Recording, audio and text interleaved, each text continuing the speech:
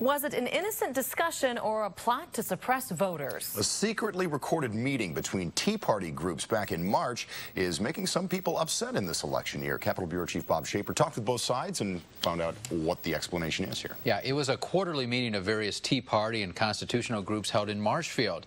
The subject of voter fraud came up and what they planned to do to stop it. What they didn't know was that it was all being recorded. You run into the racial thing, you get people screaming, oh, you're denying the minorities their right to vote.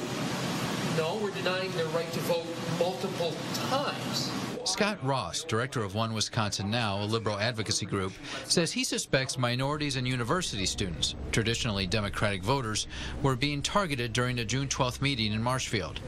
Tim Dake, leader of Grandsons of Liberty, begins describing a mass mailing that would be paid for by Americans for Prosperity, a national conservative movement. He said mail that came back undeliverable could be used to kick people off the rolls. There is a coordinated plot underway between the Republican Party of Wisconsin, the Americans for Prosperity, and organizations in the so-called Tea Party movement. There is also discussion of having poll watchers in certain areas challenging suspected violators. In the meeting, Dake says other groups outside the Tea Party movement are involved too, including the Republican Party. So what we're hoping is that the various groups in the coalition, plus Americans for Prosperity, and Mark Block has been in on this, and the Republican Party, this is coming all the way from the top. Reince Priebus has said, we're in. Proof, Ross said, that Republicans are working with the Tea Party and other conservative organizations. They are in cahoots together, they are working together, and any veneer of independence has once and for all been dropped here in the state of Wisconsin. My only question is, what other states is this going on in? Mark Jefferson, executive director of the Republican Party, said there was nothing wrong with what the Tea Party groups were doing. But he said the assertion that Republicans and Tea Partiers were aligned was absurd. When it comes to stopping voter fraud, however, Jefferson said he would work with anybody, even Ross.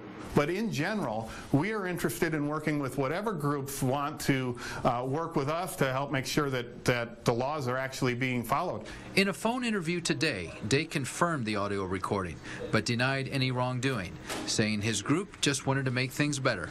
What can we do to help as citizens combat what we think is a chronic problem?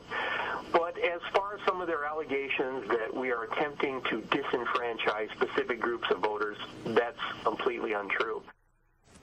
In our phone interview, Dake stressed that nothing ever came of their plans. No mailings were sent out by any of the groups. He also told me he's pretty sure he knows who recorded the meeting and that that individual will not be allowed in the next meeting. All right, Bob. Meantime, Government Accountability Board says it is working to get ineligible voters off the registration rolls.